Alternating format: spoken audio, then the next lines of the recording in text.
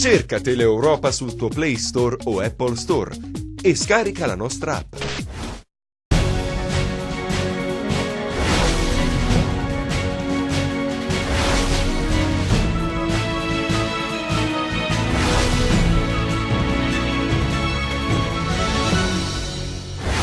Lo scontro tra Oliverio e Scura si sposta al Senato, prima l'audizione del commissario, poi quella del governatore. L'uno attacca la politica, l'altro definisce fallimentare l'esperienza commissariale.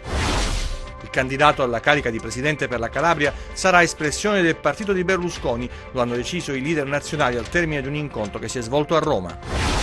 Un mese dopo la tragedia del Raganello, in cui persero la vita 10 persone, Civitas si mobilita per onorare le vittime. Costituito a Cellico un comitato di cittadini che vigilerà sul rispetto dei tempi stabiliti dall'ANAS per gli interventi necessari. Individuati i presunti responsabili di 2 omicidi avvenuti, uno a Sime nel 2015, l'altro a Reggio il 21 luglio scorso, in manette i presunti autori. Il Cosenza riapre il proprio stadio per ospitare il Livorno. Dopo l'esordio mancato si riaccende l'entusiasmo. A Crotone di scena il Verona, che dovrà dimostrare di essere forte quanto i rossoblu di Stroppa. Grande concerto dell'artista di Bagnara Calabra al Politeama di Catanzaro. Loredana Bertè ha ripercorso le tappe più importanti della sua straordinaria carriera musicale. Buonasera dalla redazione TG10, apriamo anche questa edizione con la sanità, i temi della sanità, perché lo scontro in atto tra il commissario Scura e il governatore Oliverio si è trasferito a Roma in Senato. Anche qui motivo dominante sia nell'audizione di Scura, che vi abbiamo proposto nelle edizioni di ieri, che in quella di Oliverio, che vedremo tra poco, testimoniano che il clima non è affatto cambiato. Anzi, ci racconta tutto Saba Baldino, sentiamo. Il ginepraio della sanità calabrese è un quadro desolante, quello emerso in commissione al Senato nel corso dell'audizione del presidente della regione Mario Oliverio. Il governatore in apertura di seduta ha illustrato i risultati ottenuti dal commissariamento. Un incremento della spesa per mobilità passiva da circa 200 milioni di euro del 2010 a 301, adesso voglio con precisione, milioni di euro nel 2017, 31 dicembre 2017. Il 20% dei ricoveri dei calabresi è fuori dalla Calabria, il più grande ospedale della Calabria è fuori dalla Calabria. Il fuoco incrociato della Commissione su una regione che sul fronte del diritto alla salute ha fatto notevoli passi indietro. Il senatore Siclari, da medico prima che da politico, rileva come negli anni nulla sia cambiato. Non esiste una struttura che si occupa delle urgenze neonatali. Io da 21 anni che vivo a Roma, ho studiato medicina, sono un medico, non faccio altro che trasferire bambini dalla Calabria a Roma. Sono i casi eclatanti a fare rumore. Chi ha bisogno di curarsi arrivi in un ospedale, in questo caso come quello di Cetraro, e poi successivamente trasferito a quello di Cosenza, senza che però questo permetta di salvarlo perché deceduto nel tragitto. Infine è lo stesso presidente Sileri a soffermarsi sulle responsabilità, citando quanto accaduto a Praia Mare. Se tu hai uno che pulisce le seppie in un pronto soccorso e licenzi il medico, giusto o sbagliato che sia licenziarlo, probabilmente lì andrebbe licenziato il direttore generale. Allora la mia domanda è questa: se la Regione non controlla quelli che sono i capi dei vari ospedali e laddove sbagliano non li rimuove, questo non aiuta ad aver fiducia nel sistema. Il governatore incassa e chiude con una domanda che è una forte denuncia. Io sono 4 anni che sono presidente della Regione, la Regione è commissariata da 8. Perché? Malgrado le sollecitazioni, le interrogazioni parlamentari di parlamentari di maggioranza e di opposizione, malgrado il Consiglio regionale, perché non si è mai riusciti ad avere ascolto su questo punto in questi 4 anni? Me lo chiedo e naturalmente chiedendolo rifletto con amarezza che evidentemente ci sono poteri che sono più forti dei poteri democratici ed istituzionali. E c'è il commissario Scura anche sullo sfondo della vicenda del Marrelli Hospital, una vertenza complessa, quella che si sta vivendo a Crotone, e lettere di licenziamento in arrivo per i dipendenti. I dipendenti del gruppo Marrelli si sono ritrovati per l'ennesima volta nella sede dell'ASP di Crotone. La decisione è stata presa dopo aver appreso che saranno circa 300 le lettere di licenziamento che verranno inviate ai sindacati. Le telecamere sono spinte fino all'interno della sala riunioni, un veloce giro di tavolo prima di lasciare l'imprenditore Marrelli a colloquio col direttore dell'ASP Arena a microfoni spenti. La voce dei dipendenti non ha tardato però a raccontare quanto è accaduto nelle ultime ore. La riunione avuta ieri col commissario Massimo Scura è stata infruttuosa, comunicano i dipendenti che la definiscono un'ulteriore presa in giro. Pur avendo individuato dei risparmi, il commissario avrebbe cambiato idea sulla distribuzione di queste risorse. Dalle verifiche effettuate dall'ufficio del commissario ci sarebbero a disposizione delle risorse per compensare le prestazioni già erogate e che l'ASP di Crotone ha utilizzato per abbattere le liste di attesa, ma contrariamente a quanto aveva dichiarato ai precedenti tavoli, oggi Scura, dicono i dipendenti, ha cambiato idea. In più, lo stesso Scura, continua la nota, avrebbe continuato a scaricare responsabilità all'ASP di Crotone e in particolare al direttore generale dell'ASP, Sergio Arena. Secondo il commissario, l'ASP di Crotone non avrebbe mai detto di avere bisogno di TAC e risonanze del Marrelli Hospital, né di APA e PAC, che sono prestazioni ambulatoriali complesse che effettua principalmente il Marrelli Hospital sul territorio dell'ASP di Crotonese. L'azienda sanitaria di Crotone, secondo Scura, non ha mai sollecitato le prestazioni come necessarie. I budget ormai sono fatti e non si possono modificare. Anche i sindacati, concludono i dipendenti, sono stati avvisati e investiti della problematica. Da lunedì, purtroppo, le aziende del gruppo Marrelli si fermeranno. La politica per le regionali adesso, il candidato alla carica di governatore della Calabria sarà espressione del partito di Berlusconi. Lo hanno deciso i leader nazionali al termine di un incontro che si è svolto a Roma. Con l'approssimarsi dell'autunno la politica comincia a ricamarsi i suoi spazi, visto che tra qualche mese ci sarà per tutti l'esame delle urne. Europee, comunali, regionali. Ebbene, la notizia più interessante di queste ultime ore è la ritrovata armonia all'interno della coalizione di centrodestra. E così, dopo mesi di tira e molla, Salvini, Berlusconi e la Meloni hanno trovato il tempo di vedersi e di sancire un patto, e cioè insieme per le regionali. Trovato l'accordo di massima, si è ragionato sui dettagli, vale a dire la divisione delle regioni per ogni forza che compone la coalizione. In questa divisione di, chiamiamola così, competenze, la Calabria è toccata a Forza Italia. Ciò vuol dire che il candidato alla carica di presidente sarà espressione del partito di Berlusconi. Per i dettagli, e cioè per l'individuazione del prescelto, bisognerà attendere il mese di febbraio, anche perché il computo complessivo va fatto anche alla luce delle candidature per le europee. Insomma, dopo la bandierina piazzata da Oliverio con l'appoggio dei sindaci e chissà, forse con l'intera coalizione del centrosinistra, c'è quella di Forza Italia. Dunque, lavori in corso in politica. Una fiaccolata per le strade del paese per onorare le vittime della tragedia del Raganello. A un mese esatto tante le presenze istituzionali per testimoniare la vicinanza della Calabria ai parenti delle vittime e alla comunità.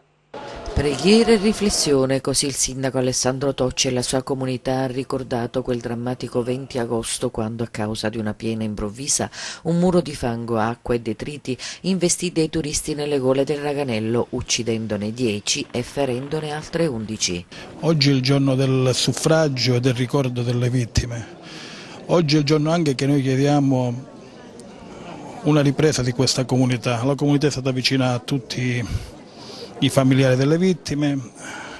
Questo paese è famoso per la sua ospitalità diffusa e per il suo senso di appartenenza, lo ha dimostrato in tutto questo mese, lo dimostrerà in futuro, continuando a essere solidale. La commemorazione, il rito greco-bizantino, ha avuto inizio con la divina liturgia presieduta dal vescovo dell'eparchia di Lungro, Monsignor Donato Oliverio, presso la chiesa madre Santa Maria Assunta di Civita.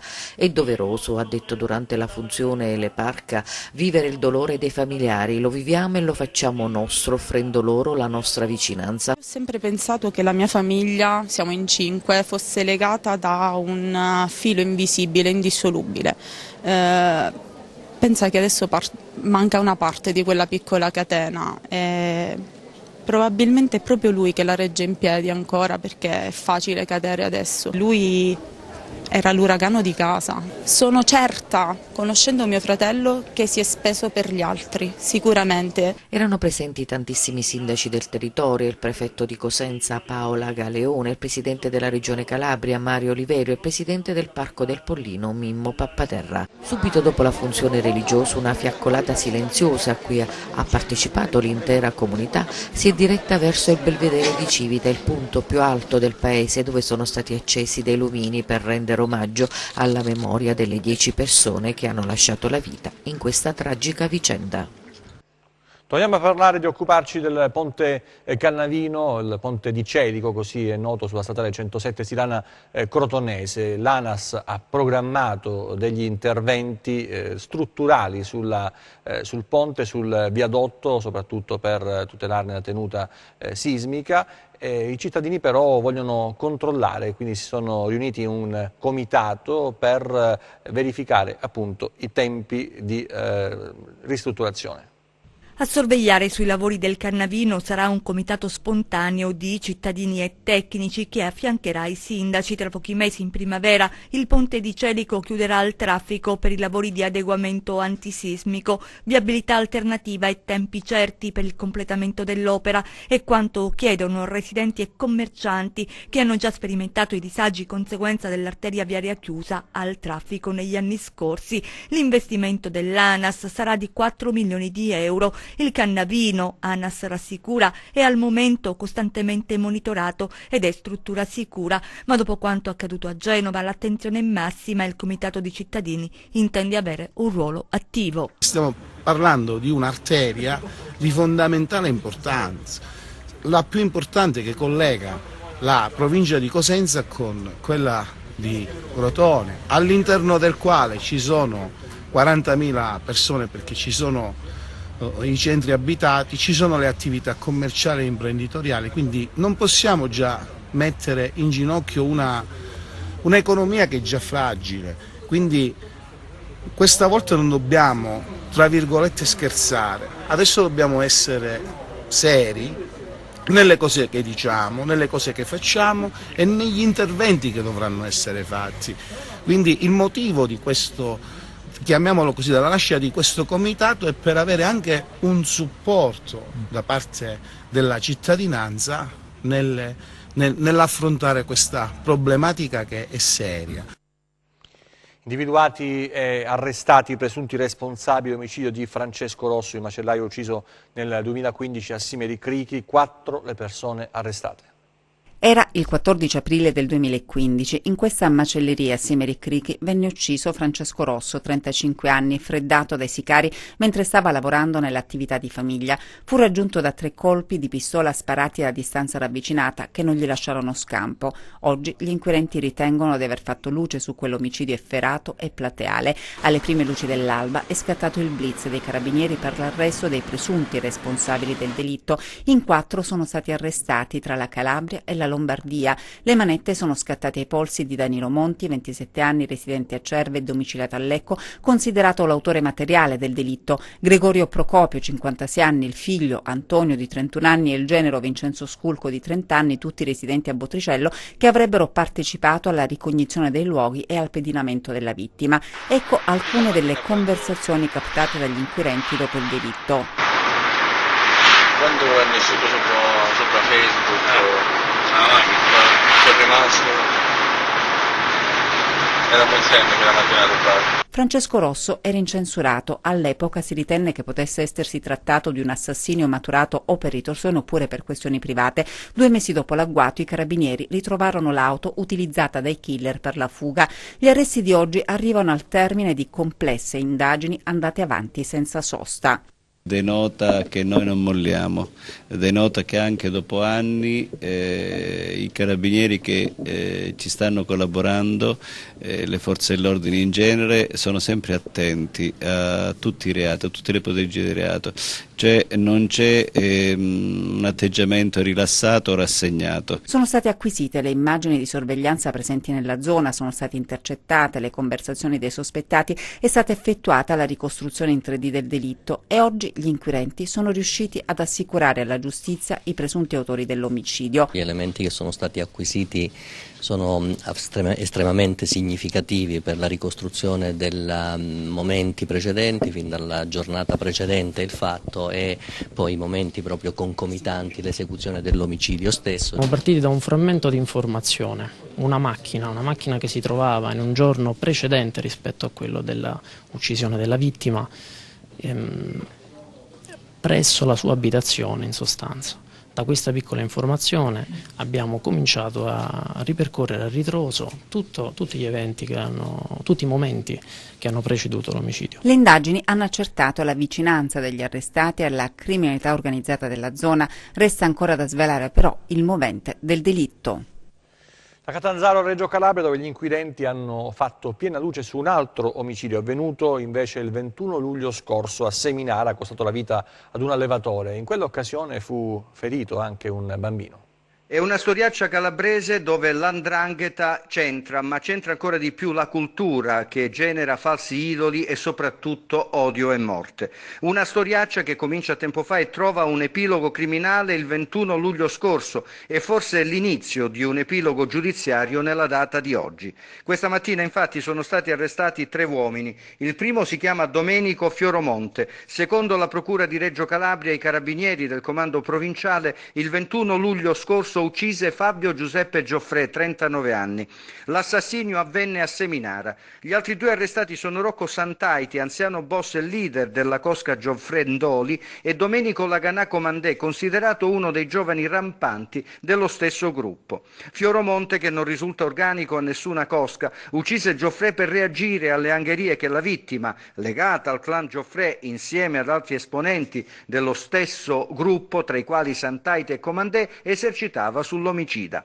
Per reagire, Fioromonte decise di usare gli stessi metodi mafiosi e di farla pagare al suo oppressore. Il giorno dell'agguato, Fioromonte, accecato dall'ira e dall'odio, aprì il fuoco contro Gioffrè uccidendolo sul colpo e riducendo in gravissime condizioni un bambino di 10 anni che era in compagnia della vittima. Stamattina l'arresto con la doppia accusa di omicidio e tentato omicidio. Per Santaiti e Laganà Comandè l'accusa è di estorsione, porto e detenzione illegale di armi, aggravate dalle modalità mafiose. Altri fatti, altre storie nei nostri 100 secondi di cronaca, vediamo. I dipendenti della clinica Sant'Anna Hospital di Catanzaro hanno donato le proprie ferie ad una collega, madre di un bimbo affetto da una patologia importante che impone assistenza continua. È online sulla piattaforma change.org la petizione promossa dal comune di Amendolara destinata al presidente Mattarella affinché riconosca e attribuisca la medaglia al valore civile ad Antonio De Rasis, esperta guida, caduta vittima dell'improvvisa piena di Civita lo scorso 20 agosto nelle Gole del Raganello. I carabinieri di Zungri, Spiling e Rombiolo hanno trovato in 2 casolari abbandonati 130 cartucce e 4,5 kg di marijuana, le munizioni occultate in una botte di plastica nascosta fra balle di fiero, la droga pronta per la lavorazione. Le indagini proseguono per identificare i proprietari dei casolari. Una bomba artigianale è stata scoperta e sequestrata dalla Guardia di Finanza di Vibo all'interno di un recipiente in un terreno. I finanzieri sul luogo dove era stato nascosto l'ordigno hanno trovato e sequestrato anche una pistola industriale e un'altra artigianale e a poca distanza 2 autovetture risultate rubate di recente. La Guardia Costiera di Vibo ha effettuato il sequestro preventivo di parte di una condotta fognaria comunale che sversava i liquami nel torrente Turrina. Sigilli sono stati apposti anche alla porzione di suolo interessata dallo sversamento. Adesso a Montaltofugo, dove il Comune, nel processo di rimodulazione dei servizi offerti ai cittadini, ha deciso di cancellare l'ufficio dell'avvocatura civica. Vediamo. Il Comune di Montaltofugo, nel suo piano di riequilibrio e riordino economico, ha previsto anche la rimozione dell'avvocatura civica e il Consiglio di Stato per la prima volta ha emesso una sentenza favorevole su questa azione che va nel senso di evitare il dissesto. Questo riordino da parte nostra presupponeva anche la soppressione dell'avvocatura civica, che da sempre era visto come praticamente quasi un servizio inviolabile. Noi invece abbiamo messo in campo tutta una serie di motivazioni che sono state premiate poi da una recentissima sentenza del Consiglio di Stato, il quale praticamente invece ha ritenuto che la volontà della pubblica amministrazione, se opportunamente motivata, possa dare corpo alla possibilità di abolire l'avvocatura civica. È una sentenza importante, molto importante, perché costituisce il primo precedente giurisprudenziale in materia, dato che in precedenza invece il Consiglio di Stato, la giurisprudenza in generale, si era espressa in maniera completamente difforme, nel senso che dava la priorità invece al mantenimento di questo ufficio. Sono state le precise motivazioni addotte dal municipio di Montalto-Fugo a determinare la sentenza favorevole del Consiglio di Stato. Abbiamo privilegiato appunto il discorso per esempio dell'accertamento tributario, abbiamo privilegiato tanti altri servizi invece funzionali al sostenere il piano di riequilibrio. Tra questi non rientrava l'avvocatura, sia per il contenzioso piuttosto contenuto che gestiva, e sia perché praticamente abbiamo ritenuto che invece che l'avvocato, il dipendente comunale che faceva l'avvocato per il comune, dovesse avere uno spazio maggiore nel contenzioso tributario, che è cosa diversa dal contenzioso ordinario, perché ponendo in essere una decina di migliaia di accertamenti sicuramente il contenzioso tributario sarebbe aumentato, e quindi noi avevamo bisogno di una copertura maggiore su quello piuttosto che sul contenzioso ordinario. I Vigili del Fuoco chiedono l'apertura del distaccamento di Ricadi nel Vibonese. Un presidio di sicurezza per un'ampia zona del territorio vibonese che diventa ancor più necessario nel periodo estivo, allorquando le presenze sul territorio si decuplicano grazie alla forte incidenza turistica. È da tempo che si sottolinea la necessità dell'apertura del distaccamento permanente di Ricadi dei Vigili del Fuoco, e adesso, che tutti i passaggi propedeutici sono stati realizzati, manca l'ultimo tassello per tramutare in realtà un'esigenza fondamentale. Lo sanno soprattutto loro, i Vigili del Fuoco, quotidianamente chiamati ad un super lavoro, e lo ribadiscono con maggiore vigore attraverso i propri rappresentanti sindacali che si sono incontrati nella sede del comando provinciale a Vibo Valentia. È arrivato il momento che Ricadi in particolare, così come Filadelfia, siano decretati distaccamenti permanenti dei Vigili del Fuoco per dare concretezza a quello che è il vecchio progetto che era partito già con il governo precedente, e cioè consentire alla cittadinanza di avere un soccorso adeguato alle esigenze del territorio. La vostra esperienza con il presidio estivo conferma la necessità di una presenza simile? Ma sicuramente i tempi di percorrenza dalla centrale da Vibo verso quell'area sud della provincia ci inducono a pensare che sia estremamente necessario un presidio fisso e permanente lì nel comune di Ricadi.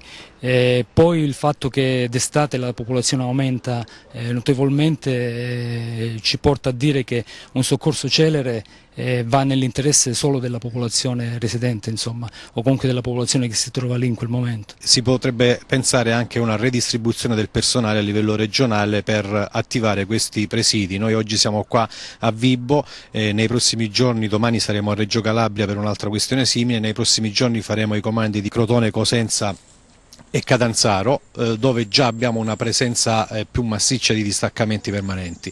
Vibo merita in questo momento una particolare attenzione, perché appunto il distaccamento di Ricadi e di Filadelfia meritano particolare attenzione proprio per la loro posizione di distanza dalla sede centrale, ma soprattutto per la posizione turistica e per il concentramento di abitazioni e di attività produttive. Quindi bisogna sicuramente intervenire nell'immediato per ottenere un decreto, naturalmente con le risorse necessarie anche per il personale.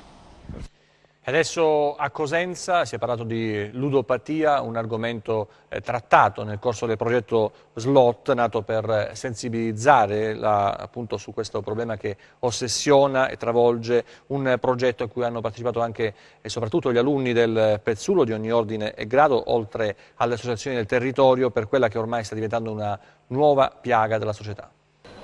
Il gioco, è risaputo, è un'attività ricreativa, una passione che ciascuno di noi può coltivare nel proprio tempo libero, fonte di divertimento e relax. I bambini crescono grazie al gioco in quanto rappresenta un'occasione fondamentale di apprendimento, ma la dipendenza dal gioco, soprattutto quello d'azzardo, è in grado invece di trasformare la personalità del giocatore, portandolo a incontrare grosse difficoltà finanziarie. Ecco perché al giorno d'oggi è importante informare perché la ludopatia non diventi un'ossessione, partendo dai più piccoli, e da qui nasce il progetto Slot dalle scuole, finanziato dal Fondo dell'Osservatorio Nazionale per il Volontariato, coinvolgendo il Ministero del Lavoro e delle Politiche Sociali. Questo è un progetto che ho ereditato e che sicuramente sarà una pietra miliare di tutta la programmazione dell'istituto. Credo moltissimo nella progettazione e credo moltissimo nella prevenzione. Sicuramente le dipendenze sono un gruccio della gioventù oggi, sono tante le tipologie di dipendenze e sicuramente lavorare con i ragazzi, soprattutto i ragazzi più piccoli, minori, che sono più vulnerabili, può rappresentare una punta di forza, una punta di ricchezza del progetto. Da parte nostra tutta la collaborazione, speriamo di poter riuscire bene come lo scorso anno. L'Istituto di Istruzione Superiore Pezzullo ha deciso di sposare questo progetto e attraverso associazioni del territorio far capire alle giovani generazioni quando il gioco è divertimento o diventa un problema. Durante questo progetto, per garantire una sostenibilità, abbiamo realizzato un sito che è www.associazioneagapecosenza.it. In questo sito ci sono tutte le informazioni relative alla ludopatia e poi anche tanti contatti per avere informazioni, suggerimenti, contatti con esperti che possono aiutare appunto le persone che hanno bisogno. C'è anche un forum, inoltre è stata realizzata una guida che pratica per chi ha questi problemi oppure per genitori, ragazzi che vogliono avere dei consigli pratici, e anche qui ci sono tutti i contatti che possono essere utili. Inizialmente è stato svolto nelle scuole e poi man mano è stato realizzato un concorso che ha coinvolto un maggior numero di scuole e poi una manifestazione Slot Mob presso il Caffè dei Bruzzi di Cosenza, che è stato premiato perché è un caffè virtuoso che non ha questo tipo di slot. E adesso il calcio con la Serie B. Riapre il San Vito Marulla per ospitare la prima vera gara dei rossoblu di Braglia che giocheranno contro il Livorno. Livorno che è stato l'ultimo avversario di un Crotone che affronterà, guarda caso, il Verona. Squadre che si incrociano qui in Calabria con il Crotone che vuole dettare legge anche contro gli scaligeri. Questa è la volta buona, dopo settimane di attesa e l'incompiuta con il Verona, il Cosenza riabbraccerà il proprio pubblico al Marulla.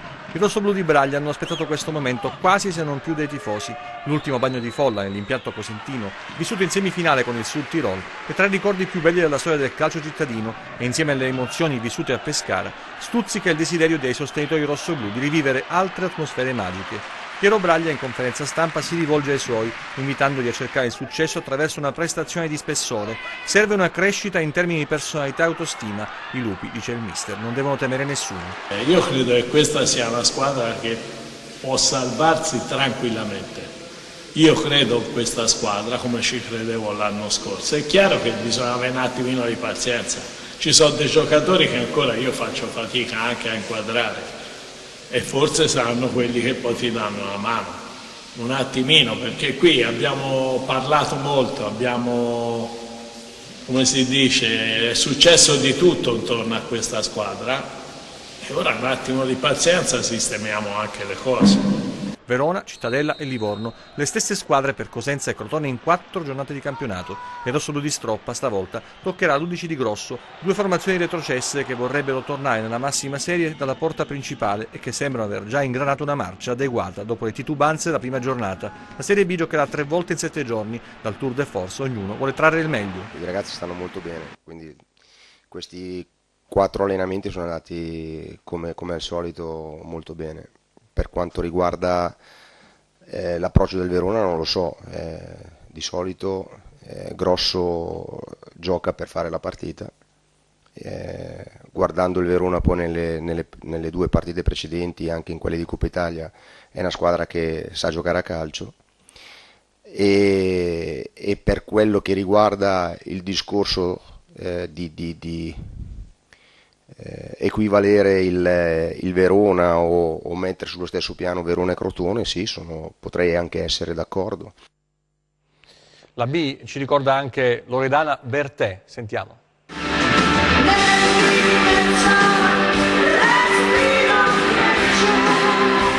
Loredana Bertè conquista il numeroso pubblico del Politeama di Catanzaro, sold out per un concerto emozionante e coinvolgente. Così la regina del rock italiano ha salutato 40 anni di carriera prima di ripartire con il suo nuovo album, un evento inserito nel cartellone del Festival d'autunno diretto da Antonietta Santacroce.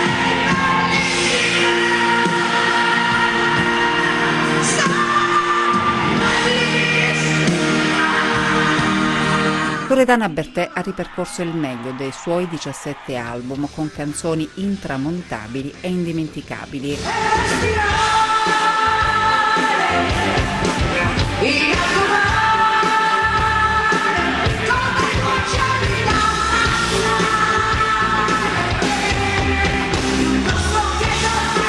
A Catanzaro dunque una magica serata di fine estate con un artista fuori dagli schemi che ha regalato ai numerosi spettatori nella regione che le ha dato i Natali 2 ore intense di musica e poesia.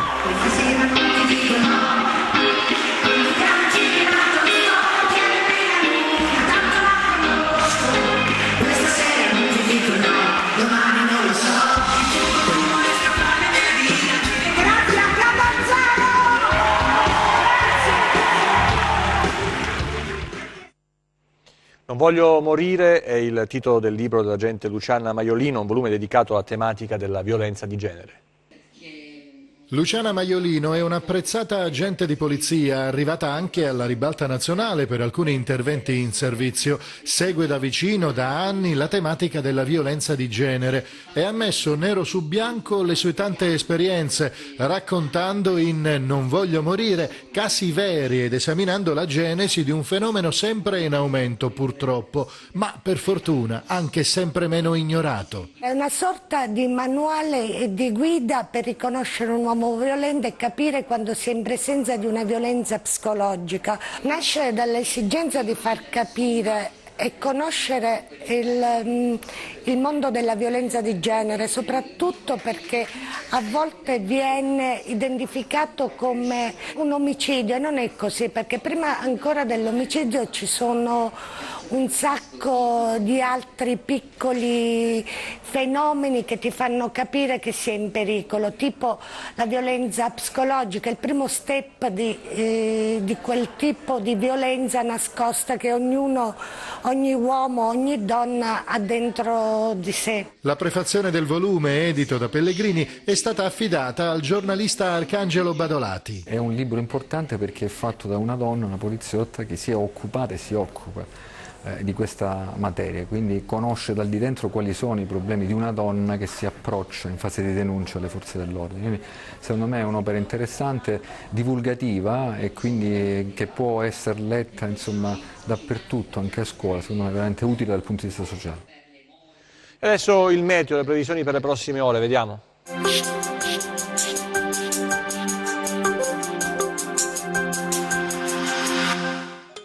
Ben ritrovati al meteo. Nelle prossime ore l'area di bassa pressione presente al largo della Sardegna, che ha causato una fase di maltempo principalmente sulle isole maggiori, evolverà velocemente verso il Nord Africa e seppur in fase di indebolimento e in tono minore, anche sulla nostra regione continuerà a causare una debole a più moderata instabilità. Le temperature però non subiranno alcuna variazione di rilievo, restando leggermente al di sopra delle medie del periodo. Passiamo alle previsioni in dettaglio per la Calabria.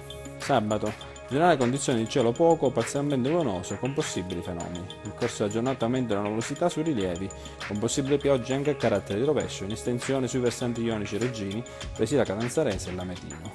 Temperature stazionarie. E adesso analizziamo lo stato di mari e venti.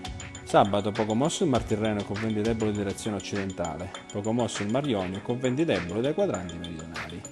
Ed infine, prima di salutarci, vi ricordo che oltre al nostro sito web www.meteincalabria.it potrete seguirci sulla nostra pagina Facebook Meti in Calabria. TG che finisce qui, ci vediamo nelle prossime edizioni, grazie per averci seguito, arrivederci, buona serata e buon weekend.